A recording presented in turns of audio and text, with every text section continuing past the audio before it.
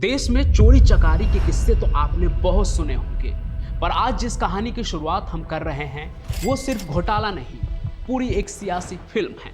जरा सोचिए ना, 950 करोड़ की लूट कम थोड़े होता है। और जब इस चोरी का भेद खुला तो सबूत के तौर पर पुलिस के पास क्या आया? पूरे 20 ट्रक भरकर दस्तावेज। ये कागजात नहीं थे, ये बिहार की तकदीर बदलने वाले बम थे। इस एक घोटाले ने न सिर्फ सरकारी खजाने को चट कर डाला, बल्कि बिहार की राजनीति का नक्शा हमेशा के लिए बदल गया। नतीजन कुर्सी पर बैठे एक मुख्यमंत्री की सत्ता छिन गई और उस जोरदार नेता को जेल जाना पड़ा, जिसके आवाज से पूरा संसद भवन डोल जाता था। ये बात सही नहीं है कि रेल मांगा गया था। नहीं मांगा गया था तो नहीं मांगा गया था तो नहीं मिलेगा अब कभी। तो चलिए आज हम उस सबसे चर्चित और अजब गजब चारा घोटाला की परतें खोलते हैं, जिसकी गूंज आज भी पटना से दिल्ली तक सुनाई देती है। वो घोटाला जिसके कागज पर थे घोड़े, हाथी, भैंसों के चारे के बिल और असलियत में निकले अरबों रुपए का घोटाला। और इसके सूत्रधार थे लालू प्रसाद यादव। घोटाले के 5वें केस में लालू यादव दोषी करार हुए हैं। ये कहानी एक ऐसे नेता की है जिसने गरीब को हक मिलेगा का नारा दिया और बिहार के सत्ता का मालिक बन गया। नाम था लालू प्रसाद यादव। पूरे देश के गरीबों को सबको लाभ होगा। उनकी बात करने का ठेठ अंदाज और मजाकिया तेवर ने ही उन्हें जनता का किंग बना दिया था।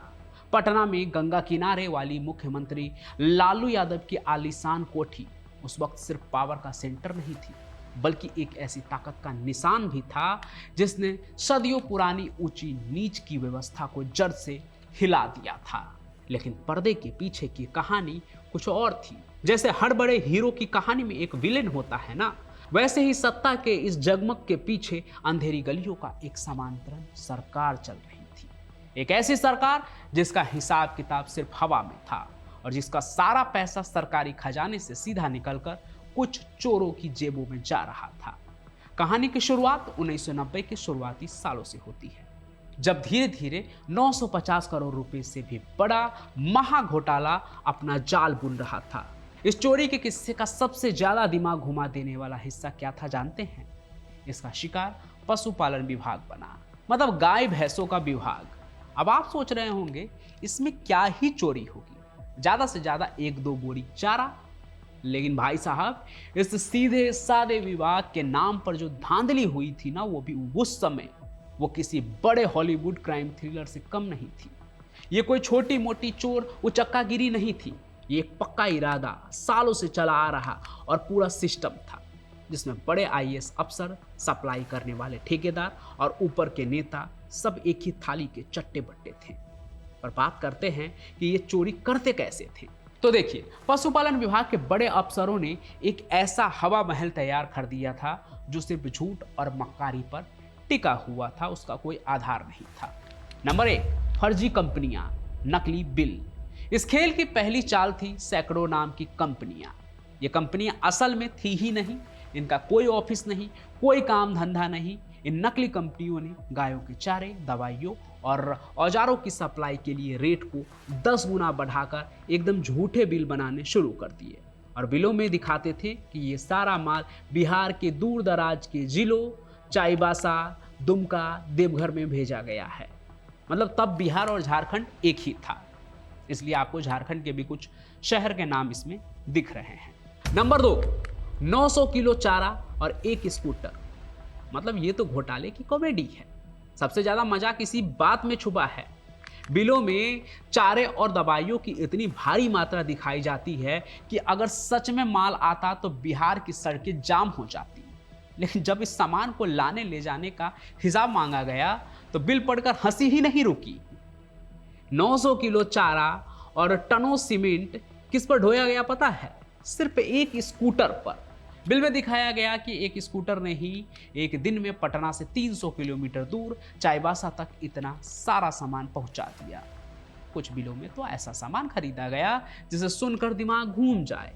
हाथियों के लिए खास तेल या भेड़ों के लिए स्पेशल दवाई, जिसकी न तो विभाग को जरूरत थी और न कभी सप्लाई हुई।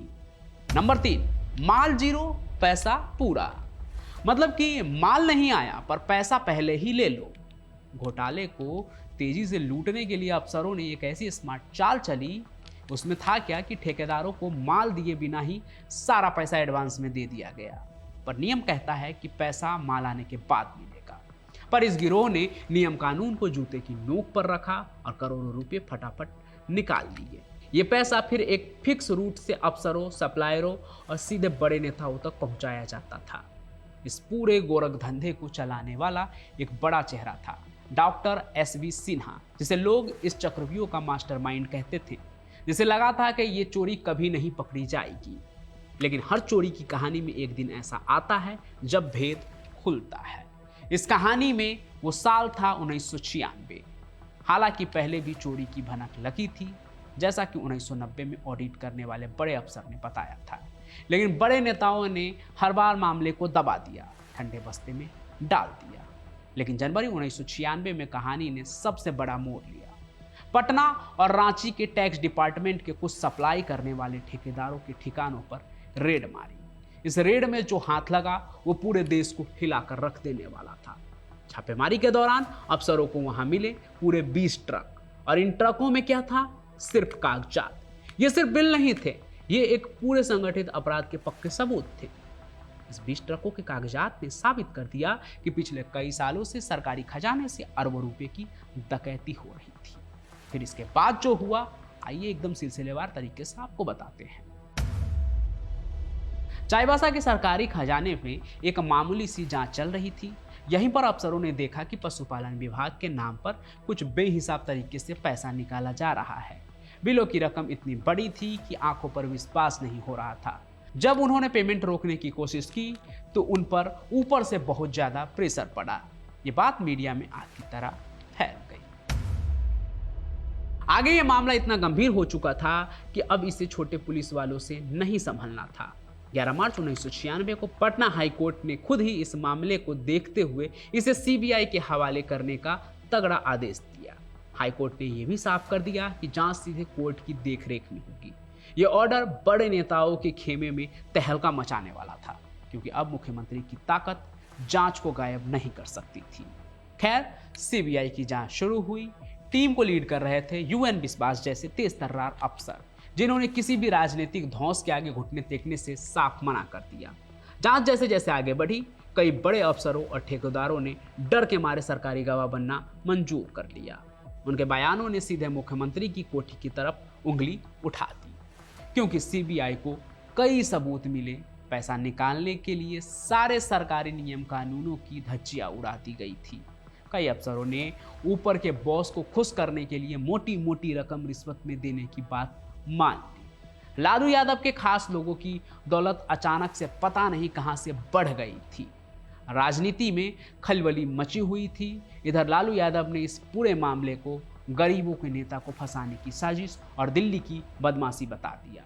वो जनता के बीच जाकर जन समर्थन जुटाने की कोशिश कर रहे थे, लेकिन कानून का पहिया घूम चुका था। CBI ने अपनी पहली चार्जशीट तैयार कर ली।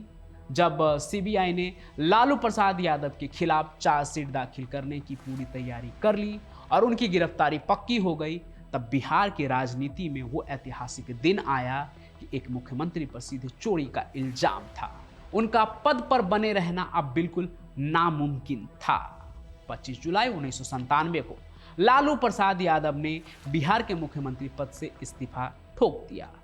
मगर लालू यादव ने एक ऐसी चाल चली जिसने उनके विरोधियों को मुंह बंद करने पर मजबूर कर दिया। उन्होंने पक्का कर दिया कि सत्ता की चाबी उनके घर के बाहर न जाए। उन्होंने अपनी पत्नी राबड़ी देवी को अपना मुख्यमंत्री बना दिया। राबड़ी देवी, जो उस वक्त तक सिर्फ घर का काम देखती थी और राजनीति से दूर दूर तक कोई नाता नहीं था, अचानक बिहार की चीफ मिनिस्टर बन गई।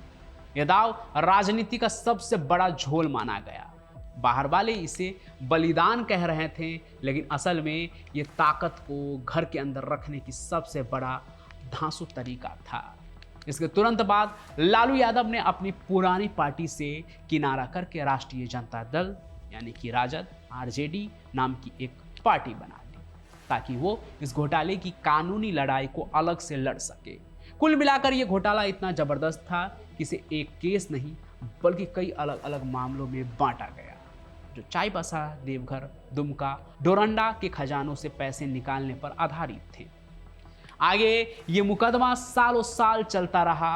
छोटे कोर्ट से लेकर देश के सुप्रीम कोर्ट तक पूरा सिस्टम इस महाघोटाले के सबूतों, गवाहों और अपीलों से गुजरता रहा और फिर सजाओं की फेहरिस्त शुरू हुई। कई सालों की सुनवाई के बाद पहली बार 2013 में लालू प्रसाद यादव को चाईबासा खजाने से जुड़े एक मामले में कसूरवार माना गया और उन्हें 5 साल की जेल हुई। बस इसी वजह से उन्हें चुनाव लड़ने के लिए हमेशा के लिए नालायक करार दे दिया गया। ये उनके राजनीतिक करियर का सबसे बड़ा शौक था। इसके बाद 2017 से 2022 तक दूसरी, तीसरी और चौथी सजा मिली। उन्हें देवघर और चाईबासा के और भी मामलों में दोषी ठहराया गया, जिसके चलते उन्हें और भी ज़्यादा जेल काटनी पड़ी। हर सजा उनकी मुश्किलें बढ़ाती गई और राजनीति में उनकी वापसी का रास्ता बंद करती चली गई।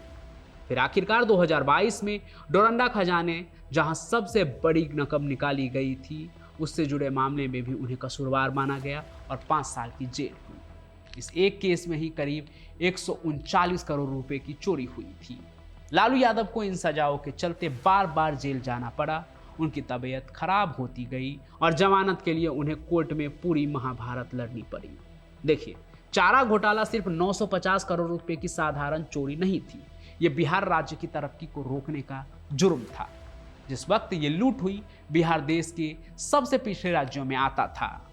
पढ़ाई, अस्पताल और सड़क, बिजली के लिए जो पैसे जरूरी थे, वो कागजी कंपनियों और झूठे बिलों और चोर अफसरों के घर पहुंच गया। इस घोटाले ने सरकारी अफसरों और नेताओं पर लोगों का भरोसा हमेशा के लिए तोड़ दिया। इसने साबित कर दिया कि सरकारी खजाना किसी की बाप की जागीर बन सकता है। हालांकि इसके परिणाम ने उनका राजनीतिक करियर भी खत्म कर दिया और कई अफसरों की जिंदगी भी बर्बाद हुई। लालू यादव ने गरीबों की बात करके सत्ता पाई थी, लेकिन इस घोटाले ने उनके विरोधियों को यह कहने का मौका दे दिया कि गरीबों का नेता उन्हीं का पैसा खा गया। लालू यादव को कोर्ट ने चुनाव लड़ने से रोक दिया। उनकी पार्टी अब उनके बेटे तेजस्वी यादव चला रहे हैं, लेकिन भ्रष्टाचार का ये दाग हमेशा उनकी पार्टी के सिर पर तलवार बनकर लटकता रहता है। आज जब तेजस्वी यादव राजनीति करते हैं तो उन्हें न सिर्फ आज की समस्याएं सुलझानी पड़ती है, बल्कि उन्हें उस 20 ट्रकों वाले पुराने सबूतों को भी झुटलाना पड़ता है, जिसने उनके पिता की राजनीति पारी को पलट दिया था। यह घोटाला आज भी भारत के सबसे बड़े कांडों में गिना जाता है। ये दिखाता है कि अगर नेता का ईमान डोल जाए तो छोटे से विभाग के जरिए भी देश का खजाना साफ किया जा सकता है। लालू यादव ने कुर्सी छोड़ दी, पत्नी को मुख्यमंत्री बनाया, पार्टी का नाम बदला, लेकिन 950 करोड़ रुपए का वो दाग और कोर्ट का वो फैसला आज भी बिहार की राजनीति की रफ्तार तय करता है। ये कहानी सिर्फ एक मुख्यमंत्री की नहीं, बल्कि एक पूरे राज्य की है, जो आज भी अपने उस लूटे हुए पैसों की सजा भुगत रहा है और बिहार की जनता बस देखती रह गई। अब इस पूरे मामले पर आप क्या सोचते हैं, जो कि जग जाहिर है और हर जगह मौजूद जानकारी के आधार पर ही ये कहानी मैंने आपको सुनाई। इस पर आप क्या सोचते हैं वो भी कमेंट में ज़रूर लिखिए। अभी बिहार में चुनाव का माहौल भी है, हर तरफ हर पार्टी अपने अपने दावे ठोक रही है और हर पार्टी का कोई ना कोई काला इतिहास जरूर है।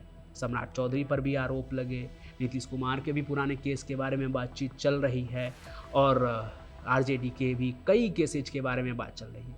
इन सभी चीज़ों के बीच में आपको क्या लगता है, कौन ईमानदार नेता है, कौन क्राइम से बहुत दूर है, वो कमेंट में ज़रूर लिखिए। साथ ही साथ अगर आप यहाँ तक मेरी बात सुन रहे हैं, मतलब आप कहानी को पूरा देखते हैं, तो उसके लिए आप सभी का बहुत बहुत धन्यवाद। मैं पंचम प्रकाश आपके लिए कहानी लेकर आता रहूँगा। तब तक के लिए धन्यवाद। जय हिंद, जय भारत, जय बिहार।